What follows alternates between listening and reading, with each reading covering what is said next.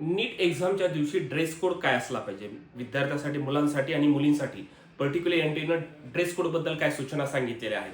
जेवढे एक्झामसाठीचा दिवस महत्वाचा तेवढाच महत्वाचा म्हणजे ड्रेस कोडला हा विषय देखील आहे. कारण की आपण सेंटरवर काही किंवा न्यूज दरवर्षी ऐकत असतो की या ड्रेस कोडमुळे विद्यार्थ्यांना पॅनिक झालं, विद्यार्थ्यांना चेंज करायला लावलं, अनेक गोष्टी घडल्या विद्यार्थ्यांचं शूज आणि सगळ्या गोष्टीबद्दल. म्हणजे एक्झामला कॅरी काय करायचंय, कुठल्या गोष्टी तुम्ही घेऊन जाऊ शकतात, कुठल्या गोष्टी घेऊन जाऊ शकत नाही, यासाठी पर्टिक्युलर एक ड्रेस कोड पण आहे. एक्झॅक्टली त्याच्या रिलेटेड महत्त्वाच्या सूचना काय आहेत हे सांगण्यासाठी नमस्कार, मी ऋषिकेश कुलकर्णी आपल्या सर्वांचं व्हायब्रंट ॲडमिशन गायडन्स या आपल्या यूट्यूब चॅनलमध्ये स्वागत करतो. मित्रांनो, व्हायब्रंटचं लातूर, बीड, बारामती, नांदेड, पुणे, छत्रपती संभाजीनगर आणि नाशिकमध्ये ब्रांच आहे.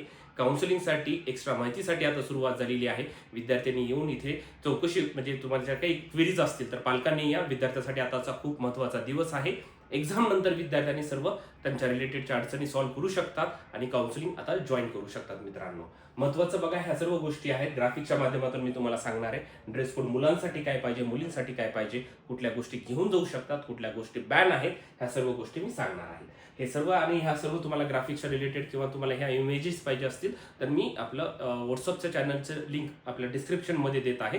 तिथे जाऊन तुम्ही व्हॉट्सअपचा आपला ग्रुप जॉईन देखील करू शकता. मित्रांनो, आता बघा मुलांसाठी काय आहे dress code for male candidates.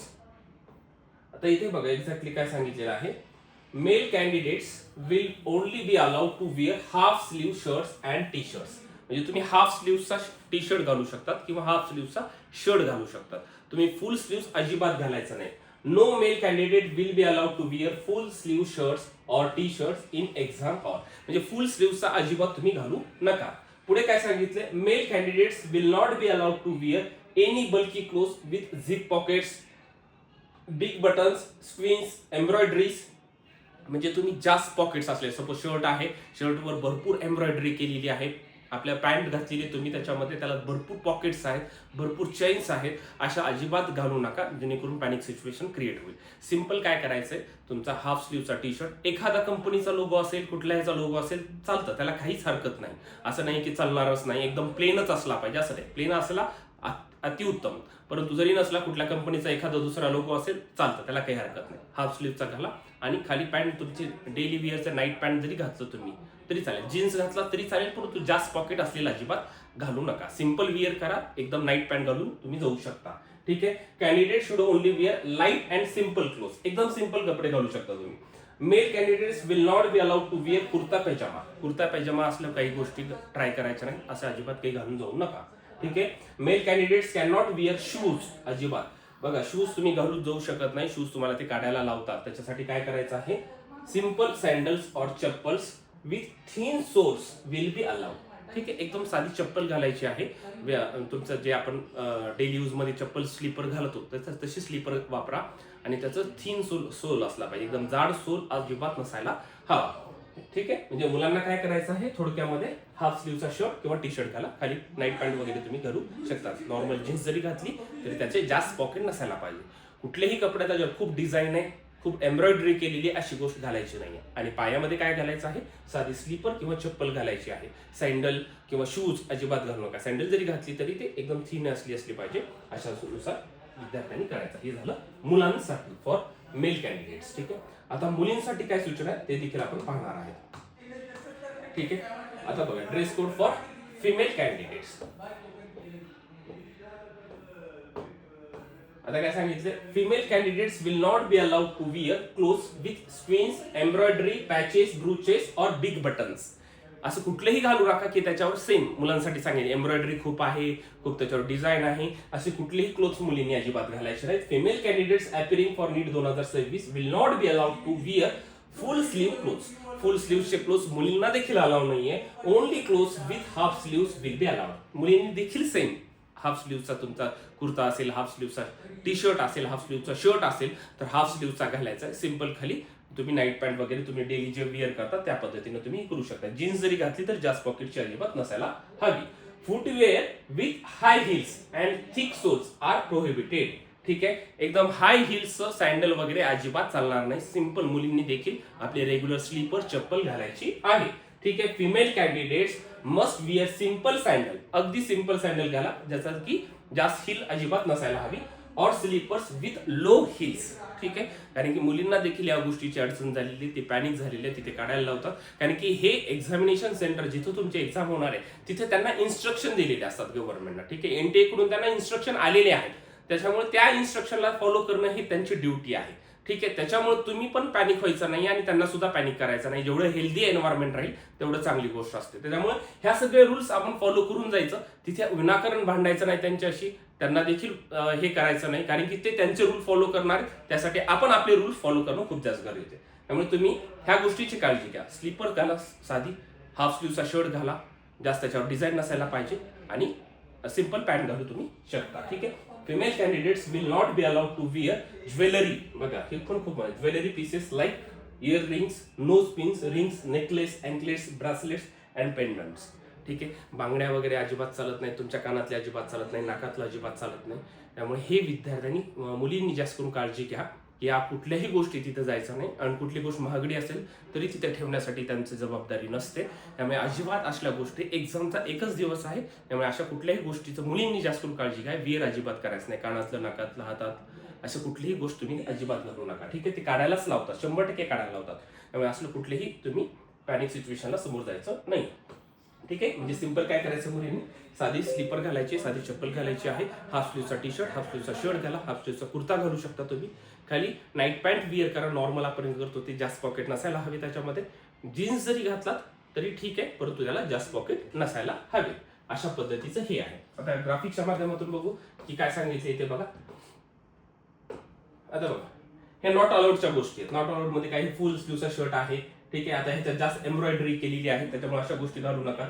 हे तुमच्या हातातली रिंग आहे, गॉगल अजिबात चालणार नाही, हाय हिलची सँडल अजिबात चालणार नाही. आता बघा, हे जास्त पॉकेट्स आहेत, या गोष्टी नाही चालणार. वॉच नाही, तिथं वॉचमध्ये एक्झाम वॉच, याच्यामध्ये प्रत्येक आवर नंतर तिथे घंटा वाजती, किंवा त्यांच्या एक्झामच्या तिथे वॉच असतीच. एक्झामिनर जे तुमचे असतात, इन्व्हिजिलेटर जे असतात, त्यांच्याकडे तुम्ही टाइम विचारू शकता. त्याच्यामुळे ह्या गोष्टी तुम्ही अवॉइड करा. बँगल्स वगैरे, ब्रासलेट्स मुलींनी अजिबात घालायचे नाहीत असे, ठीक आहे. ह्या नॉट अलाउडच्या गोष्टी आहेत, अजिबात ह्या गोष्टी घालायच्या नाही. आता सिंपल बघा काय अलाउड आहे, तर हाफ स्लीवचा टी शर्ट घाला अशा पद्धतीचा. एखाद्या मुलींनी पण त्यांचा टी शर्ट वगैरे घालू शकतात. याच्यावर एखादा लोगो जरी असला तरी काही फरक पडत नाही, ठीक आहे. सिंपल चप्पल आहे बघा, ही सिंपल मुलींसाठी सिंपल चप्पल आहे. अशा पद्धतीची सिंपल चप्पल घालू शकता. सिंपल तुम्ही सँडल घालू शकता, साधी स्लीपर घालू शकता, ठीक आहे. हे देखील जशी ही स्लीपर आहे अशी स्लीपर तुम्ही घालू शकता. आता स्पेक्ट हा घालू शकता, जर ज्यांना रेग्युलर यूज मध्ये आहे, तुमचं रेग्युलर तुम्हाला हे लागतोच आहे, तुम्हाला नंबरचा चष्मा आहे, तुम्ही घालू शकता. अशा पद्धतीचे गॉगल वगैरे अजिबात अलाउड नाही. तुमचा रेग्युलर स्पेक्ट चालू शकतो. आणि पॅन्ट अशी सिंपल, जशी इथं नाईट पॅन्ट दाखवली अशी नाईट पॅन्ट घाला. एखादं पॉकेट असलं तरी चालतं, जास्त पॉकेटचं आपल्याला घालायचं. हा ड्रेस कोड एकदम परफेक्ट आहे. विद्यार्थ्यांनी हे असं फॉलो करायचं आहे. जास्त याच्याबद्दल फार रॉकेट सायन्स नाही, जास्त पॅनिक देखील व्हायचं नाही. आता काय गोष्टी आपल्याला सोबत घेऊन जाऊ शकतो याचं पण देखील काही महत्वाचं आहे बघा. आता इथे मी तुम्हाला सांगतो. तर महत्वाचं याच्यात काय अजून आहे, provision of wearing customary dress, ठीक आहे. काही रिलिजियस ह्याच्यानुसार जर विद्यार्थी काय ड्रेस कोड घालणार आहे तर तो अलाउड आहे, परंतु त्यांच्यासाठी महत्वाचे इन्स्ट्रक्शन्स काय आहेत ते बघा. आता candidates belong to particular religion, कुठल्या रिलीजन मध्ये belong that requires wearing a customary dress will be allowed आहे टू विअर देअर ड्रेस. म्हणजे त्यांना त्यांच्या रिलीजननुसार ड्रेस घालायचा असेल तर त्याला परमिशन आहे, परंतु त्यांच्यासाठी महत्वाच्या सूचना काय आहेत. According to the decision by honourable high court of Delhi, Sikh candidates will be allowed to carry kara, त्यांचा जो असतो करा किंवा किरपण और कंगा विथ देम, ते कॅरी करू शकतात. Muslim female candidates will be allowed to wear burqa, जर मुस्लिम विद्यार्थी असतील त्यांना बुरखा घालायचा असेल तर तो देखील अलाउ आहे, म्हणजे त्याला मान्यता आहे. Candidates will B able to fill the option of wearing their customary dresses while filling the NEET 2026 application form, ठीक आहे. त्यावेळी जरी भरला असेल नसला तरी काही फरक पडत नाही. Also such candidates will be required to report to the exam hall at least an hour before to commencement of the exam for proper frisking.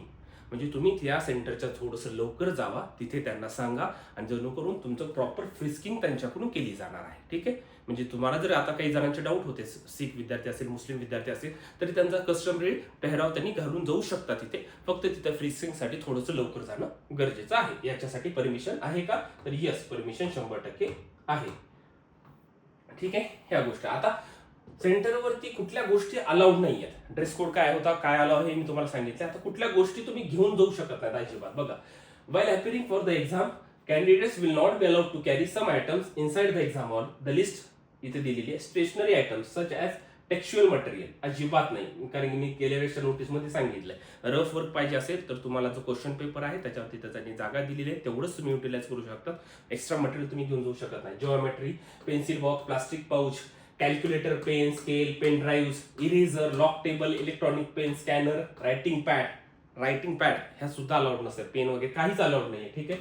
किंवा बिट्स ऑफ पेपर सॉल्व्ह करण्यासाठीचा एक्स्ट्रा पेपर नाही मिळणार. Any communication device like mobile phone, Bluetooth, earphones, microphones असं अजिबात चालणार नाही. तुमच्या हातातले बँड, तशी वॉच अजिबात चालत नाही. ही घालूनच जाऊ नका तुम्ही. जरी खूप किमतीची असेल तर तुम्ही ते घरी ठेवा, तिथे गेल्यास त्यांची जिम्मेदारी नसते अजिबात.